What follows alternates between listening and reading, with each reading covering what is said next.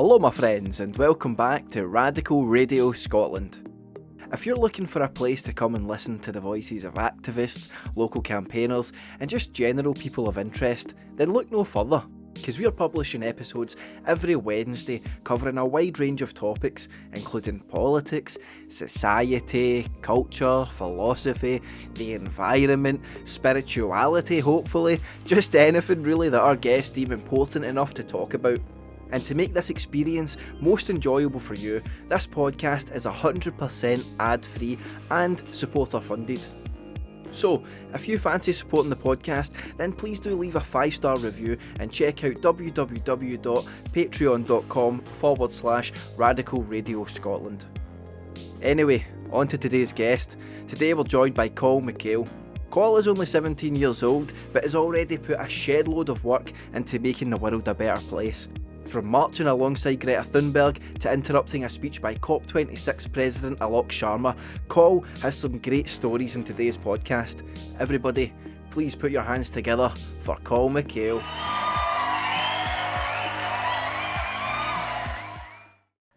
Okay, so Coll, thank you so much for coming on to Radical Radio Scotland to chat to us. I really do appreciate it. Be here. Yeah. Taking time out of your busy schedule. I know you're a busy man, you've got a lot of projects on the go. But before we go into all that, right, I know that no one really comes on a podcast to talk about their parents, but I do want to know how influential your parents were in developing your political beliefs. Yeah, quite a lot, I think, probably. I think it would, give them their due, it would be unfair not to sort of credit them. So my dad is an artist whose art has always been quite sort of explicitly political, and I think sort of growing up in a house where that was always his work and he worked from home, so it was always sort of around me, and the books that he'd read which informs art would always be around me, and I think sort of growing up around that in that sort of space, it's impossible not to be sort of influenced by it, at least to some extent from sort of really young age. And my mum works in community development. So between the two of them, it's you know, I'm the product of my parents, as embarrassing as that is to admit. Not some sort of who's gone against the grain. I don't even think that's embarrassing. Like, that's quite cool. I think a lot of people wish that their parents would instill these kind of values in them. Aye, yeah, that's true. But then again, I think you're right, and I think I'm very, very lucky. But yeah, no, you're right. I'm really lucky, and it's good. I wouldn't have it any other way. Yeah, no, because I found this out because I was doing my research on you, and I found an article on The National from when you were 12. This is really embarrassing. This is the bane of my life, this article. Oh, really? The photo is absolutely barbaric. Yeah. And it's The National. It's a bit Home Alone-esque. It is. Actually, now that you said that, it is very Home Alone-esque. And the fact that it's The National as well, honestly, looking back. Like, you were 12 in that article, yeah. So I think you will be forgiven for it being in The National and so on. But yeah, from around the age of 12, you were like that article says, you were winning awards for in-depth projects such as on issues like fracking and the Transatlantic Investment Partnership. How have your political beliefs developed since then? A lot, I think, and I have to say that, given that it was The National that was published in. I think that article's good, I think, as a sort of reference point. So I'm glad it's there, but I think they've developed a lot. They do naturally as you get older. That was 5 years ago. I've read more. I've been around sort of people who have changed what I think a bit more, and I think reading mainly and sort of being exposed to different ideas. I don't know, I sort of steer clear of reading that article again, but one day I'll look back and sort of compare. But I know I wasn't in the Labour Party when that was written. I wasn't. So I think they have developed consciousness. I think my consciousness has grown, and my awareness of sort of different, the way in which the lens, if you like, that I look through politics with his politics and sort of social issues has changed totally. It's the focus I take in my analysis when I'm working, that sort of thing has changed, and in a good way. It's developed, and I think that's a good thing, because we often like political engagement when you're young is so important, and like it's our job to encourage it. But unless it comes with a sort of political education, unless it's followed up with political education, you're just like, and that's why I think there is a sort there's not a sometimes we leave people without that political education when we get them into politics at a young age, and unless like you're and when you're engaging folk in politics, you have to sort of give them materials, resources, the sort of things that they need to broaden their perspective, and we so often don't do that. And I think I'm quite lucky in that the people I've met and been able to work with have done that for me. So I feel like that political education is so important to youth engagement, and it's so often absent, if that makes sense. Yeah, no, totally. I mean, it's becoming more kind of popular for younger people to get involved in politics. Certainly when I was at school, like when I was 12, that was not the case. Like no one cared about it whatsoever. But then as the kind of years went on, then the independence referendum came along. It kind of just like put so much momentum into politics, I think, and kind of revitalized the political landscape. It was interesting to see. And that's what the referendum did, and it's like so it's the first. I mean, the obvious sort of reason why that happened is because there was votes at 16 for the first time. But what people don't think about is the fact that votes at 16 engages so many people below 16, and like it's like people don't use it to make the argument for votes at 16. But if you're giving 16-year-olds the vote, 15-year-olds automatically become incredibly engaged, and it filters down, because the time at which you get the choice is closer. So I think that's the reason why the independence referendum was so engaging for so many people, regardless of what side you're on. I mean, most of it was at the Yes campaign because of the energy that came with that. But I mean, regardless. Yeah, absolutely. But moving on from that, you're a writer for Skotia. Could you tell us a bit about them and how you got involved? Yeah, so I make these sort of short videos for Skotia, and recently I went out and interviewed some people, and we did that during COP as well. And it's Skotia's a really, really interesting project, and I got involved about 2 years ago now, and it's my sort of interest in it's born out of this sort of passion that I have to change the media landscape, and that's why stuff like this is so important, right? It's like I remember like I owe a lot of my sort of political education to independent media, and that sort of that like Nevada, Double Down, all that sort of stuff when I was younger was great to have an outlet, that sort of outlets where I could like just be an alternative presented regardless of whether I agreed with it or not. And sort of out of that, I started to think about how Scottish media has the same sort of lazy bias that the UK media does, and I began to look at alternative Scottish media, and that's where I found Scotia. And as with quite a lot of the stuff that I get involved with, I just fired them off an email, and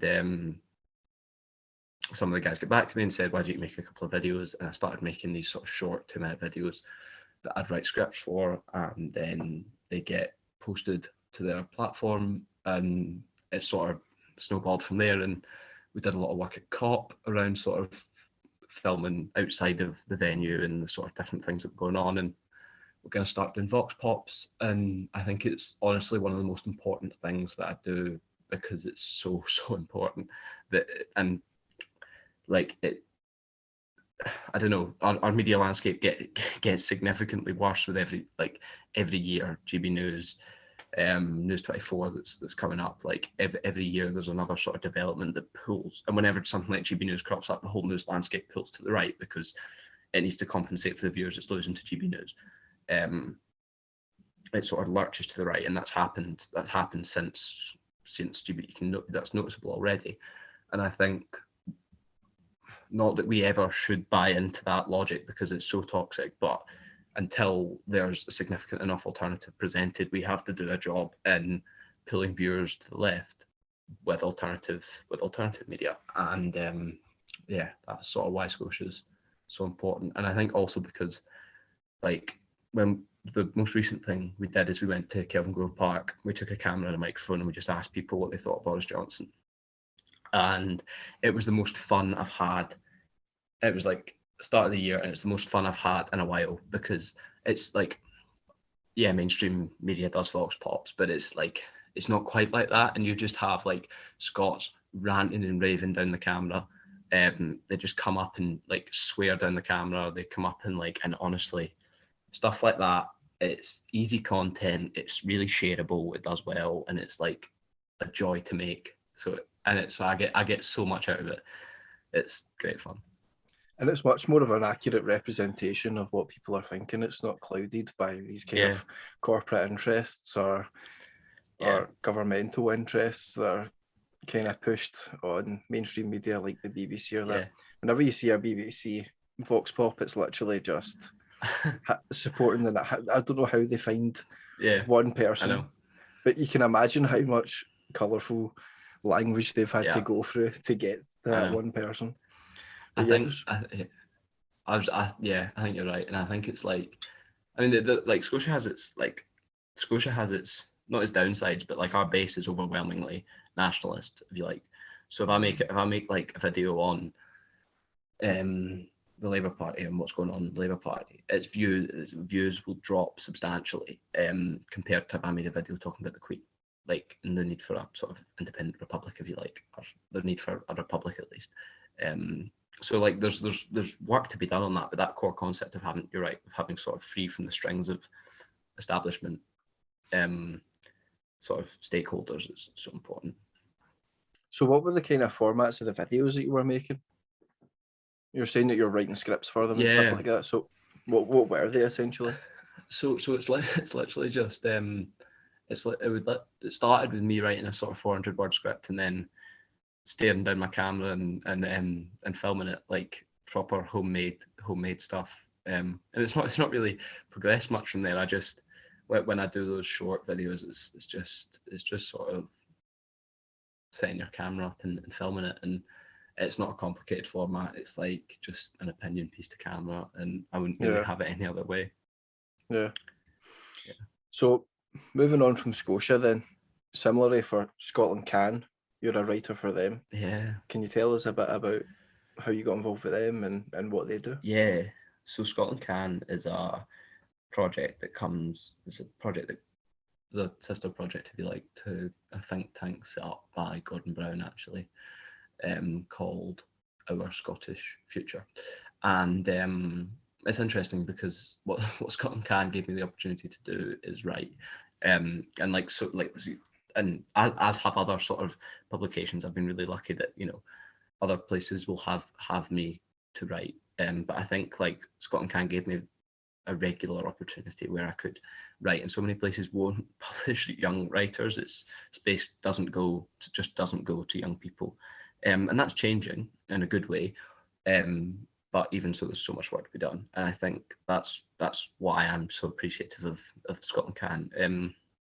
The sort of point of the project is to sort of emphasise what can change in Scotland now, regardless of the constitutional settlement, which I think forms a really, really important part of the left's analysis, or it should at least, in Scottish politics just now, because obsessing over the constitution is one thing, but the length of the list that the SNP could change just now is endless, and we don't talk about that enough because of the sort of blind party bias that comes into so much of our politics. But Scotland Can give me an opportunity to investigate that, and again, my involvement came out of an email and just getting in touch and saying I was interested in having meetings and stuff. And it's like that. It's like almost everything I do just comes out of getting in touch, like just sending an email, seeing what happens. And some of them they'll never hear back from, some of them you will, and it turns out to be this great opportunity. And yeah, it's amazing. Yeah, and I think going back to what you're talking about as well, it is important to highlight that we don't have to like sit and wait around for independence or something like that to kind of kickstart change. Like that's not how it works. And I think I was like, my eyes were really opened to this right after the independence referendum. So me and my friends campaigned for it for like 3 weeks beforehand and built up all of these contacts of different yes groups and around Eastern Bartonshire. And after it was a no vote, we all met, like all these different campaign groups all met in a common location, and then we just kind of spoke about everything that we wanted independence to change but couldn't, and then started community campaigns. So I think it's important to highlight as well that it's not even just we should wait on the SNP trying to change these things, because we can change them ourselves. Yeah. Like, we all kind of just drew up a list of everything we wanted to change, and then we split off into groups. Each group took a different subject, and then everyone in that group went back to their own community, set up a campaign group on that, and then started campaigning on it. So one example of this was fracking. Me and my friends were we took the fracking one. So then we went from our group and started Don't Frack the Briggs. And then people from our group also went on to start like Torrance against fracking and Bearsden and Mulgai against fracking and so on. And just kind of local community action like that meant that when the kind of consultation on fracking came around eventually, after so much pressure from local activists, it was like 98% of people that responded to the consultation were against it. Yeah, I think that's where campaigning has to start, right? Is in the community, and it's not and like council level as well. So much can be done. Like take Glasgow, the amount that city council could do to improve things in that city is absolutely incredible, and just through neglect that hasn't happened. But I think there's so much room for community campaigning. Like, and I think it wasn't so much a community campaign, but if you look at StopCambo, right? I was quite involved with that campaign to stop the offshore oil field last year, and if you look at like the amount of publicity that campaign got, the amount of presence it built up in the popular consciousness just through the idea that in the same year that the UK was hosting this landmark climate conference, they were simultaneously lining up an oil field that was owned and funded by the same sort of, folk that profited from neocolonial extraction for years. And that, there is so much that we can do through organising, whether it's grassroots, online, and it's just, it's the way forward until, not waiting for that change. And how did you get involved with StopCambo? Was that the same, just sending out an email?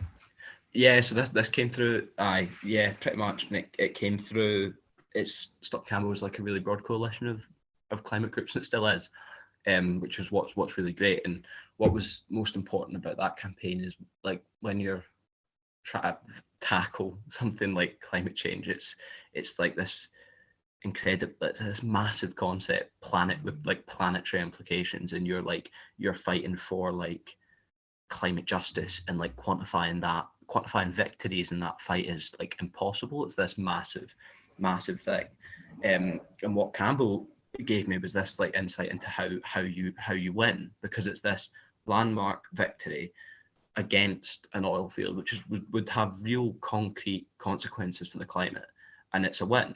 And it's a win that you then build from, so the campaign's like, we've kept the activists, kept the base, and going into like, a campaign against oil fields, and a campaign to stop extraction, campaign for a just transition. And once you've got that base, you can go as far, like the sky's the limit, because you're winning.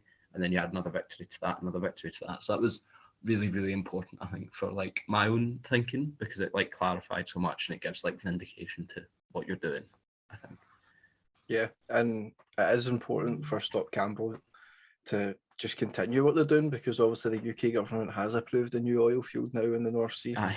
And Abigail oil field, I believe it's called. Yeah, exactly. And and there's a petition out to end oil fields just now. So I mean, and it is difficult, like, to keep going in the face of that sort of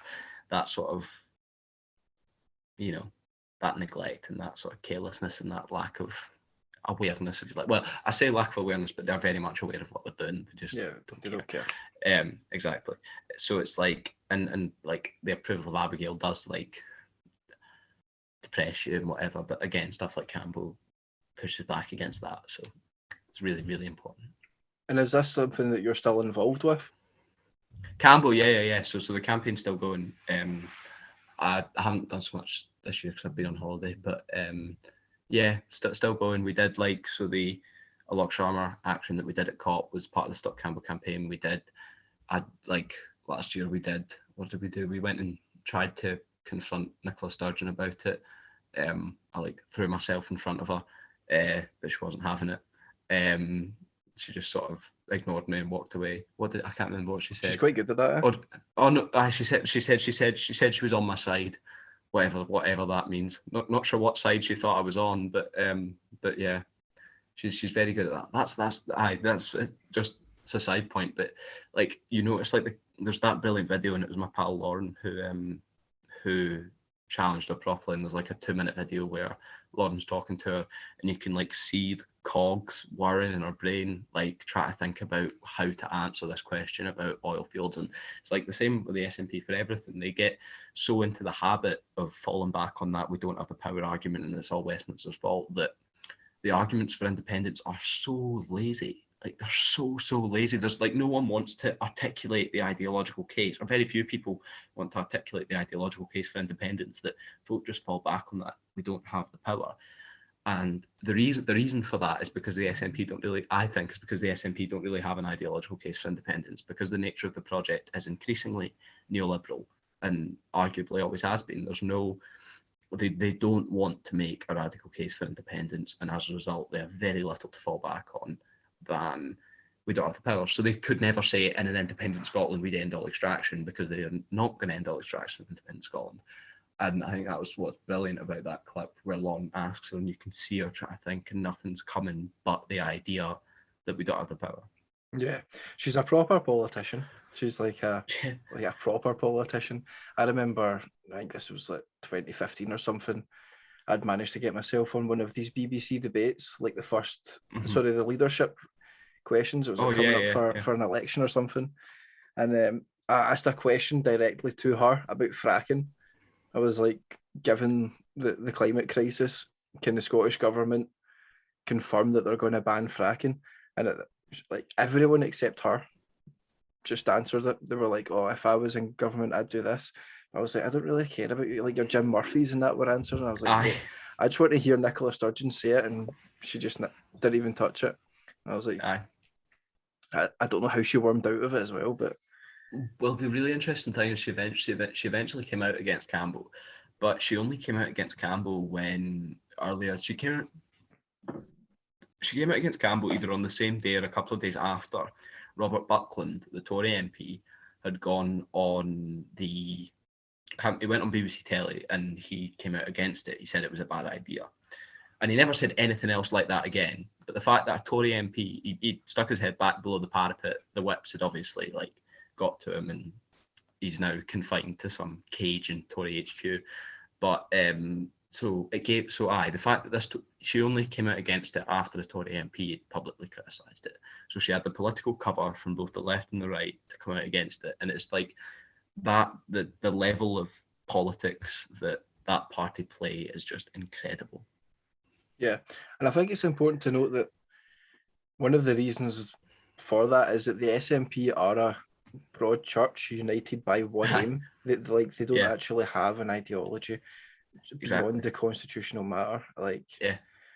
Which is what I think is quite good about independence, because once we get independence, the SNP don't have a reason to exist anymore, and there's no way that they're going to stay together. I believe that there will be a small group, the kind of main leadership just now will stay and kind of try and promote this neoliberal version of Scotland that they're trying to promote just now.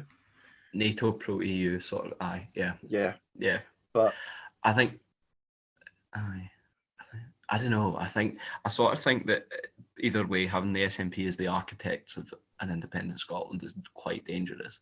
I'm not. That's my main qualm on independence is that you're charging folk with nation building who have slashed budgets for who have a drugs death crisis on their hands. You're charging nation building with folk who have obliterated Scottish education and the Scottish NHS, and who don't like. I almost think that they don't have that part. The party doesn't have a uniting ideology, but in a way it does. And so because it's not united, because it like compared to the Labour Party, regardless of the issues the Labour Party has, and has many of them, it is still rooted in the labour movement because of its ties to the trade unions, and there is still class politics at its core because of its ties to the trade union movement. Whereas because the SNP is united by one thing, the constitution, there's no sort of ideological grounding below that. They almost default to the status quo because if you've got no uniting ideology for the future beyond independence, you fall back on preservation of the status quo, and preserving the status quo just now looks like sort of exploitation of people, planet, and resources, and that's where that neoliberalism comes from, because they've got no choice, because they've got no vision, because it has to be the status quo, I think. Yeah. No, I definitely agree with you there. Like, it has seemed increasingly over the years that the SNP argument for independence is just things won't even change that much, which is complete polar opposite of what it was in 2014. It was like, no, this is what we need to change. Bang, bang, bang, bang, bang. But I mean, yeah, I guess it's the responsibility of communities to try and push what we believe. I mean, I still fundamentally think that the UK is a power structure that should just be broken up. Like, it should not exist in this century. Yeah, I think I don't know what I think. I think I agree. I think my mind's never been 100% made up. It was when I was younger, but I think I changed my mind. I think again that just what an SNP-led independence got, because I'm not convinced by the argument that they disappear. And I think if you look at like that, is it Stuart McDonald who wrote that column in Scotsman the other day about joining NATO? Yeah, it was a shocking. And that column. It terrifies me, the idea that as an independent state, like you are looking to replicate that sort of, it's like that quasi-imperialism wherever like you've got a social consciousness domestically, and you can be this sort of outward-looking, open, democratic nation in your rhetoric, but like you'd more than happily align yourself. Like I honestly think that like the SNP love nothing more than being statesmen, looking like statesmen. That like they'd love nothing more than to align themselves with a democratic administration in the US as close as they can as an independent country, and play second fiddle or third fiddle or whatever, and that sort of massive countries that sit below the US, and this sort of, and perpetuating that imperialism, and that idea for an independent country terrifies me. Yeah, it's not really independence if you're exporting your foreign policy to the US. Exporting your foreign policy to the US through NATO, and exporting your control over justice and everything else to the EU and unelected officials, and like it's unbelievable. Yeah. So you were saying before you interrupted Nicola Sturgeon, you interrupted the president of COP26. Yes. How did that go? Tell me about it. So this was his sort of, he came up to Glasgow a couple of days before COP started. And there's this thing called COI, which is Conference of Youth. It's like the sort of UN official pre-COP for young people. And he came up and he was given the landmark closing speech to that. And like, COI is a funny thing because it's like mini UN. Like, it was the first one I've ever been to, and I was like, there was like suits and briefcases galore, honestly. And I'm like, and it was like young folk who like want those sort of, they want to be bureaucrats, and it was quite scary in that regard. But so he came up and he was talking to this crowd, and it was like the day before COP started, so someone had to sort of do something, because we had to sort of set a precedent that we weren't going to make it or let it be a comfortable environment for them. And this was before Cambo had been paused. So it was whilst Shell and Siccar Point were still heavily invested in the project. And Sharma was coming up to talk about how amazing COP was going to be on the back of this oil field being approved off the coast of Shetland that was going to pollute the planet 250 million barrels of oil, I think, is what Campbell would have extracted. And we took the view that we had to sort of do something, because he shouldn't be allowed this platform without pointing out the obvious hypocrisies in what he was saying. So me and a few other activists from Fridays for Future, I wasn't so much involved in the planning, more the sort of the actual action itself. And whilst he was giving his speech, we sort of stood up and called him a hypocrite and challenged him on Campbell, and my pal Cora gave a sort of 30-second speech, if you like, and there's a brilliant photo of his face while this is going on.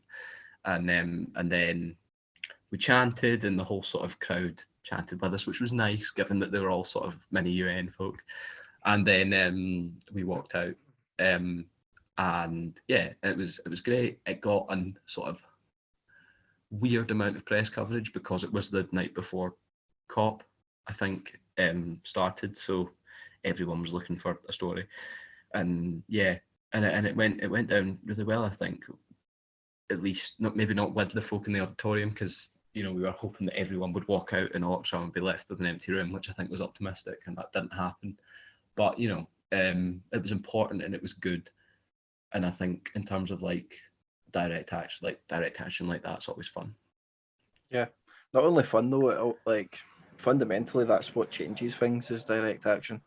That's what gets it good. Like that began to generate so much more coverage about Campbell and stuff like that, and ultimately Campbell got rejected. Yeah, no, I think you're right. I think and the other thing so there was that action, and then again, I don't know if you saw Lauren confront the CEO of Shell in Edinburgh. Is this Lauren McDonald? Yeah, she also did that, and that was amazing as well. So like a series of like high profile direct actions, along with that confronting Nicola Sturgeon a couple of times, like different stuff like that, was really, really good, I think, and Campbell and raising attention. Yeah. So you were saying that you did this with organisers from Fridays for Future. Could you tell us a bit about that? How you got involved with that? Is that another email situation? No, this one wasn't. So I got involved with FFF in the run up to COP. I hadn't been I'd been to like strikes in the past, school strikes. Like I'd been going since I was sort of 14 to big school strikes. But I only got involved with FFF sort of officially about three months before COP to start to help out with the organising. I knew a lot of the activists just through the grapevine. I'd like interviewed them for Scotia. I'd worked with some of them on various projects that we'd been doing. We did, different sorts of things that we'd done in the past. So I knew them, and I sent them. It was just an offer, really. If you need help with organising, I'm here and I've got time. So from there it sort of spiraled, and I got involved and met some lovely, incredible activists who really are like sort of the amount of work that not just me but everyone poured into COP from that movement is incredible. And it's like the most obvious reminder of like the sort of way that we don't value activism at all. Like it's like there's an expectation that an event like COP has to have a protest every day, there has to be mass actions across the city, but there's no one appreciates, or very few people appreciate that has to fall to someone to organise and to steward and to find speakers and to speak themselves and to do all of this.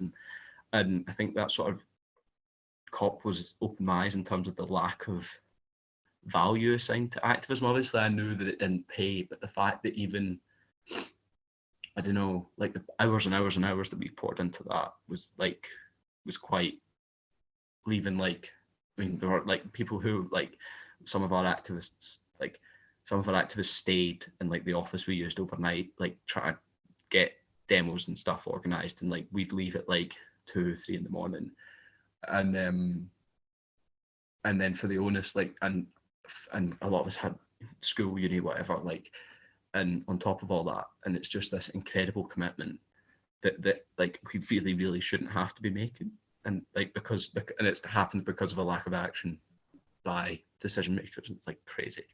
So yeah. And I think that kind of highlights as well the kind of, I certainly felt this about COP26, that we just didn't really let them know that we were there. I mean, we did have like mass demonstrations, you know, you did do direct action and stuff like that. But ultimately, like, given the situation and the gravity of the situation and like how bad the climate crisis really is, I feel like they got away with it at COP26 a bit. Yeah, I think they did. I think yeah. I don't know. It's really interesting that, because I think I'm not entirely sure why that is. Although I agree, I'm not sure if it's something in the British psyche. Like that's the argument, isn't it? That if everyone always says that if this were France, there'd be a revolution. If this was Italy, there'd be a revolution. And I'm not sure I buy into that. Like that's what people are saying just now with the energy hikes. They're saying, why are we standing for this? There should be a revolution.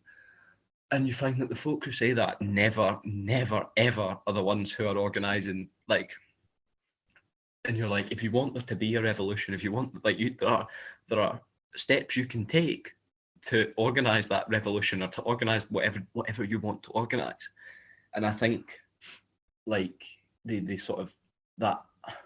I don't know if that's what went wrong at COP, because there was a huge amount of organising effort put into it, but it's almost like there needed, if we were to achieve that sort of more public, I don't know, more bigger demos, all you can ask, all that requires is more effort. And like, we were like totally burnt out by the end of it, and we couldn't have done any more. But like, if there was to be more, it would have had to have come from other people.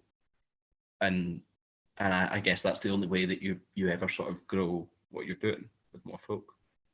Yeah, and I think it kind of harks back to, say, like Thatcher and decimating the unions. Because if there was still like unionised workforces like there was back then, I feel like organising would have been at a much higher level. You know, because if you look at these countries like France, take them as an example, their unions are so strong. They haven't been decimated like they were here under Thatcher. Yeah. So I think the establishment has to shoulder the blame for not just creating the situation in the first place, but also being really effective at removing and kind of taking the teeth out of any resistance against it. Yeah, I think you're right. Kickback. Yeah, and I think I mean, it's not like Thatcher's greatest legacy was Tony Blair, and the fact that, I mean, it wasn't just from 79 until she left and throughout Major. I mean, it went on, and it went on through Cameron. So it's like this 40 year assault on industrial organising, and I think that's undoubtedly weakened our movement. And I also think, I mean, the work case of industrial I mean, this is, I suppose it's not a counterpoint to that, but it's to be considered as that at one point in a couple of weeks before COP, you looked like you were going to have no trains, no cleansing workers, and potentially no buses. So there is still that sort of core power. And if you look at the energy that the cleansing strike sort of got, I mean, that was one of my highlights of the last year, was that were those picket lines, just because of the sort of power that you felt. And I don't know if it's power, because this is an interesting one. It's like everyone came away from COP26 talking about how powerful it had been, how empowered activists were, and how amazing things had been on the streets. And I came away and I was like, there's no power. There's no power base being built. We're as weak as we were before, because there's like, institutionally we're entirely powerless because you don't have. And I think this is sort of the mistake that we make in assuming that direct action holds all the answers. It holds a lot of them, but like, the mass movements that you saw come together during COP are incredibly powerful, but unless it's matched with sort of insider representation, I'm not like, I don't know. Sometimes I think that we presume that our moment is somehow, just going to move that for the sun, is somehow far more revolutionary, if you like, than it is. And we make the assumption that direct action is going to, and mass mobilization is going to get all the goods, and we focus a lot on that as opposed to on winning the state. Because if you consider that the goal, so to avert things like the climate crisis, like such huge challenges like that, and like the cost of living crisis, you need state power. The question is how you achieve it, and I think there's a sort of unconscious assumption maybe made sometimes that it's possible to do that via organising outside, organising on the streets, and I'm not convinced, given the nature of our moment today, that that's possible. And I think the lack of attention that we sometimes climate activists maybe pay to organising to win power through the ballot box is lets us down slightly, maybe. I think so. I think that's like, so that's maybe also the result of Thatcher's war and neoliberalism's war on organising, is that it's created such an apathy towards ideas of winning the state through the apathy towards the ballot box and real change being delivered to the ballot box is so huge, and rightfully so huge, that that sort of organising is considered off the table for so many who prefer this sort of win power through mass mobilisation, which is possible, but not. I mean, the scales of our crisis are so severe that they necessitate that sort of radical action, which you need the state for, and you're not going to get the state through mass mobilising, at least just now. That's maybe more strategic than it had to be, but I think it's an interesting question. Yeah, I would agree that's definitely an interesting question, because I mean, at least from my perspective, I find it difficult to see how, like, say Labour got in under Jeremy Corbyn, I still don't see the state diverting entirely away from fossil fuels because of its reliance. No. Even though it was on, like, in his manifesto to do so, I still, like, and if you take other kind of socialist countries like Venezuela, for example, they are massive on Petro oil. state, yeah. And obviously then you take places like Cuba, communist since the 50s, they heavily rely on Venezuela. Yeah. They do so much trading with all of this. I think as well, the state and capitalism are just two sides of the same coin, in the sense that one can't really operate without the other. The state are the ones that are approving all of these different things, but that's only because the corporations, capitalists control the state. Yeah, they control the state. Yeah. And I think the state is how capitalists kind of legitimize this control, and how they just like. So, the state's a tool, and it's a necessary tool both in capitalism and in socialism, and you need it for both. So I think, but capturing it then for socialists, and I think you're right in that. Even if Corbyn had won, that like total divestment from fossil fuels wasn't going to happen.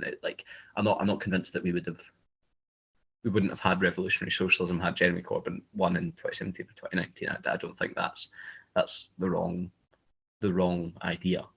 But I think I'm not sure of like this. So like we're almost going into whether like revolution or reformism, right? And it's like and how you answer that question changes, I think, depending on the circumstances in which you find yourself. And I've wrestled with this for ages, and it's something I still think about. But I think given the nature of today and the state of our organising and the state of wealth distribution in this country, the distribution of power, radical reformism is very, very almost revolutionary by nature because of what you're doing in terms of the change that you have the potential to make. Because I think it's fair to say a Corbyn government would have achieved redistribution a potentially radical redistribution of wealth.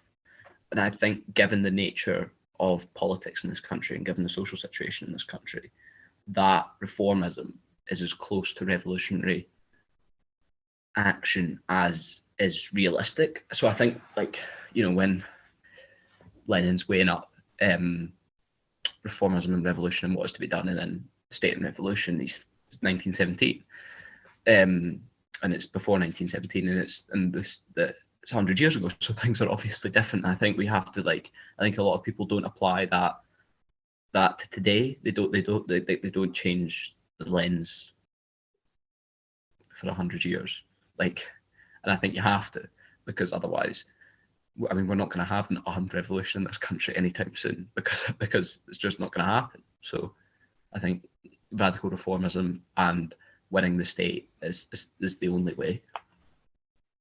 Do you think that armed revolution is the only way that we could have a revolution?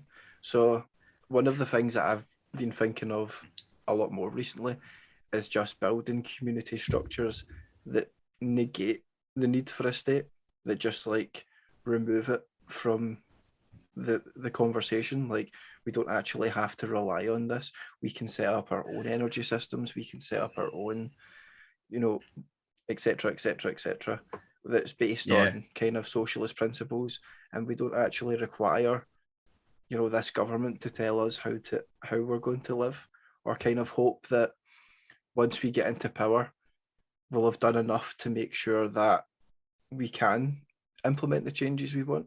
Because I kind of always go back to that quote that was, I'm asked, like, the master's tools will never dismantle the master's house. Audre Lorde, yeah. I think, I don't know. I think so. When I did a lot of work when I was at school on the Civil War, on Spanish Civil War, and became sort of really, really interested in the CNT and the anarchists in Spain, and what they did, and then Durete and is it Acoso? I can't remember the sort of his colleague's name, but and I read a lot about what they achieved, and the work they did in Aragon and then Spain, and the sort of communes and things like that, and I think so. I think, again, different time, but and applying that to, I think there's a lot of work we can do in communities today, but I think whether like the removal of the state is ever, like, if you look at something like COVID, like how we would have managed coronavirus without the state, like I couldn't even begin to answer that. I don't think it would be possible.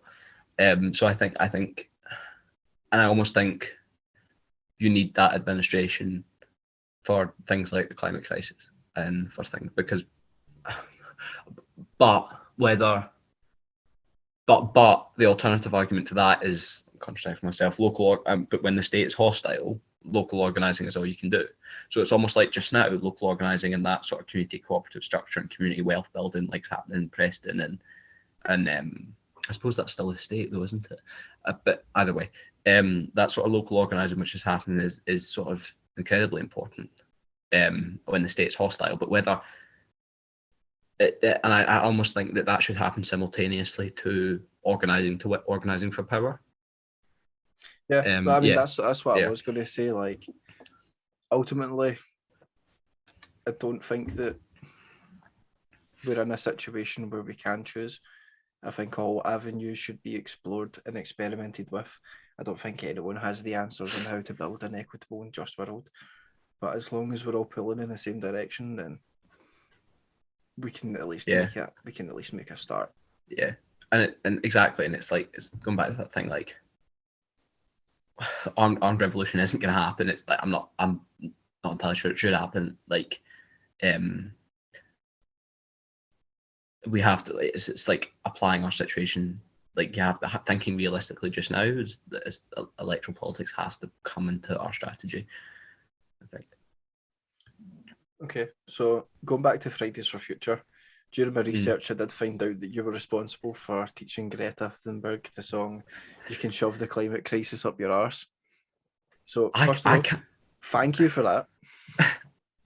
Yeah, I can't claim responsibility for that. You know, You can't. I cannot. It wasn't me. It was my friend Dylan, who's been in FFF for a lot longer than I have. So Dylan taught Greta this song, Okay. and then when she sung it in Festival Park in Govan, it was entirely ad hoc. For me, so I had no idea that she knew it. So I was slightly stunned Yeah. when she sort of came out with it. You can imagine my shock. But My source yeah, must be lying to me then. it was yeah. I do remember what once hearing that I went back and watched the clip and I can see you clearly in it and I was laughing myself. It's It's it a was dynamite someday. clip. It is. Yeah. And it was getting sent to me for like days after folk who would like see this video and so no, amazing. That was the first, that was our first rally of COP on the Monday, and I think it was really good in that it's sort of like we had a vast sort of array of speakers, a lot of whom were from the most affected areas, um, platforming them, and that was great. Like it set the tone for what our sort of stance on the thing was, and yeah, it was a real good sort of starter point. I thought COP26 was really the kind of political movement was so good at doing that, was platforming those who were most affected. Everywhere I went, it was like Indigenous people that were on the platform, and rightly Yeah. so. Yeah, no, I mean exactly. We made a real point of doing that, because obviously you have to. I mean, it's like lots of global North voices talking about a crisis created entirely by the global North is a ridiculous notion. So, but I think that's that you're right. currently affecting the global south, The global, exactly. Yeah. and they've been dealing with those kind of ramifications for decades already. Exactly. Yeah, exactly. So it's so important, and that I think that did go well at COP, and we can always do better. Like, I mean, ideally, you'd have only voices from the most affected people in areas talking. But yeah. So, what was the kind of political energy like during these marches? It must have felt like, I don't know. It's not every day that Greta Thunberg comes to Glasgow. Do you know what I mean? No, it was great. There's some.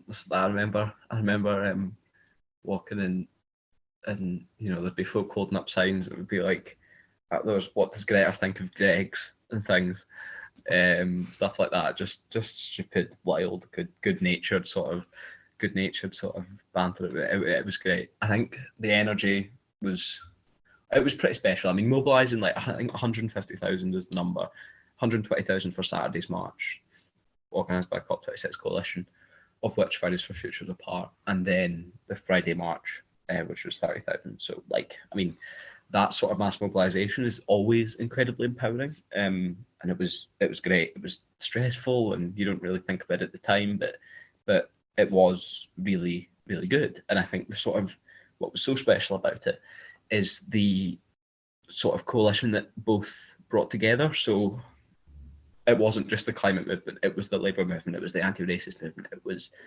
I think faith groups might even have been like represented. It was different political parties. Like, it sort of lived up to that term climate justice, like the idea that the climate crisis is intersectional, that feminists, socialists, communists, anti-racists, everyone has to care about the climate crisis, and everyone has a dog in the fight because it's a crisis of capitalism. It has to that should form part of or that should be our analysis. And I think that was what was really great about it, is that, like, take the cleansing workers, who we made a real effort to show solidarity with, turning up again for, like, we went down to the picket lines with banners and stuff, and then they joined us on the Friday, and that was really special, I think, and sort of demonstrating the nature of the climate crisis, and so yeah, that energy of sort of intersectionality and of coming together in spite of, like, fighting our fights in isolation only sort of weakens what we do, and that sort of coming together strengthened it a lot. And And that's what was great. And for me, it's something that I hadn't really sort of seen before, and that was the real sort of positive that I took from those 2 marches, I think. Yeah, it was an incredibly like politically energized time. I remember the demonstration where all of the world leaders were having a banquet in Kelvin. Yeah. What's that called again? Kelvin Grove Park. Yeah, Kelvin Grove. Yeah, the museum. Yeah. Yeah, I remember. What I do remember from that though is I remember the demonstration and then going down to the gates where they'd like cornered off all of the street so that they could get like their 10-car convoy going down. Yeah. But I don't think I heard any Scottish voices that entire time I was there. And that was like, it was mental. Because I'd never been part of like a massive demonstration before. That was so international, yeah. That was so international. I do remember on the Saturday as well, I was walking down as part of the demonstration, and this guy walked past me and he was like, "Welcome to Glasgow." And I was like, but he like had a different accent. I was like, "Wait, what are you talking amazing. About?" That's class. The Kelvin Grove demonstration was really interesting because the police there were so many, like, it was honestly terrifying because basically what happens, Kelvin Grove Park isn't lit right at night, and the police were like camped out in all the bushes, but you couldn't see them, so you'd be walking and like folk, women alone had to walk back through Kelvin Grove Park, an unlit Kelvin Grove Park, with the police in high-vis vests in the bushes.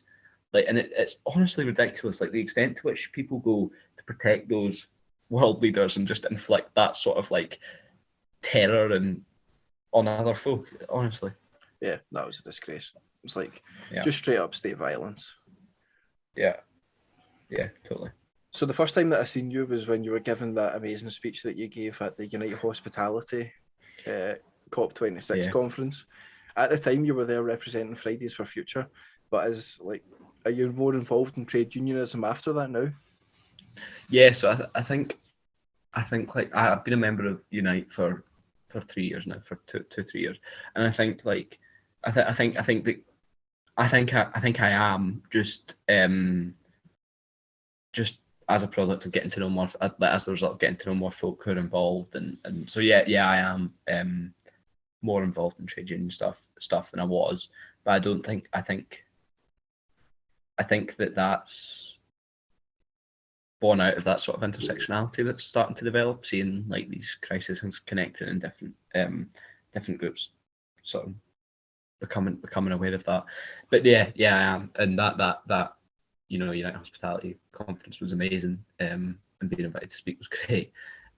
So I think definitely I am more involved, and I wouldn't have it any other way. Yeah, I can't really remember the name of the older guy that gave a speech there. John. Yeah. From was it Birmingham he was from? Yeah, he's a Lucas Aerospace. He was a Lucas Plant Shop steward. Yeah. That was unbelievable. I never even knew that happened. But what was that, back in the 70s or something?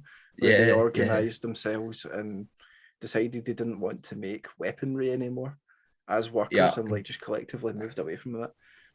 Absolutely incredible. Yeah. Yeah. That's the kind of stories that you need to hear. It really, really is. Just to kind of wrap this up then, I've got one final question for you. Could you tell us a bit about Progressive International and how you got involved with them? This was another email situation, and this is a properly cool one. So Progressive International is like has a membership base of different political parties across a base of different political parties across the world from the left, a base of different media partners across the world from the left, and a base of different sort of individuals across the world from the left, and it works to sort of unite those forces. Projects range from sort of electoral observatory missions to South America, where for example, Pedro Castillo's election in Peru. We sent a delegation to Peru to observe and ensure, where lawfare is being used by the state to sort of crush leftist movements.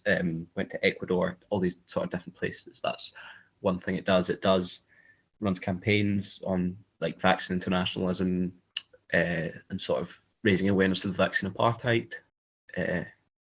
Make Amazon Pay is another campaign organising against Amazon, and that's an incredible sort of coalition bringing together Amazon workers internationally to sort of fight Bezos and monopoly capitalism, I suppose. But yeah, incredible organisation, and I found out about it through through the grapevine, through social media, and fired off an email saying I'd love to get involved. Incredible work, incredibly important, and I think was lucky enough to get a reply. It was about 6 months after they launched, and I started off producing a show called The Internationalist, which was our sort of weekly show, and be incredible because that'd be like what I'd do is I'd write sort of like newsletters, scripts, different components of this show, and then along with another guy who was doing the same job as me, we'd like sort of run the live shows.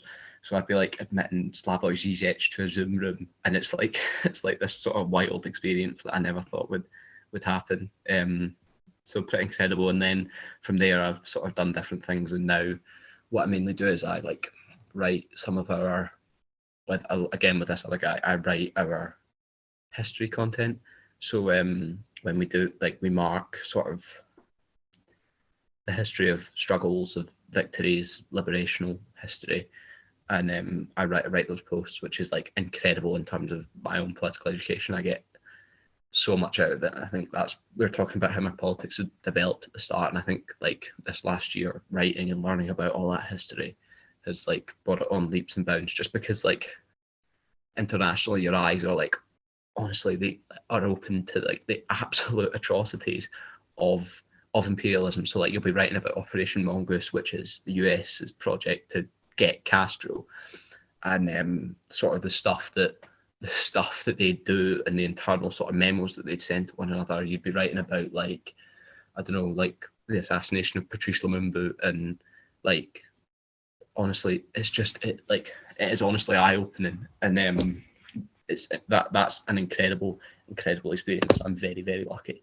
So that's what I do for PI, but it does an awful lot for me. Like just having not being made to research these things, but having like the responsibility where you need to go and look at this stuff is like incredible. And some of it's really difficult, difficult on you. Like we did this thing, we marked the British, what the British did in the Chagos Islands. And you'd be reading like about like the sort of forced starvation of these islanders by a Labour government. You'd be reading about like how they'd let folk would go off the island for medical treatment, and they just wouldn't be allowed back. They just wouldn't let them back, so that they could empty out this island and install an American military base. I mean, like I think they gassed something like 500,000 dogs, like, and it's like little bits of information like that never leave you, and just form this ever-present part of like your political consciousness, and it's amazing opportunity to do that. I think I'm very lucky. Really opens your eyes to the horrors of imperialism. Like I know exactly what you're talking about. I think I read a book called America's Deadliest Export, and some of the stories in that, I was like, I'll never forget that. I think it was a story about rebels in Nicaragua, and like one of these rebel leaders had left a house, and these kind of, I think it was backed by the Marines. They went in and like just decapitated his full family and sat them at the dinner table. Yeah, and you're like, like that's a level of barbarism that's just incomprehensible, and that's something that our states go around doing to ensure that like capitalists continue making money.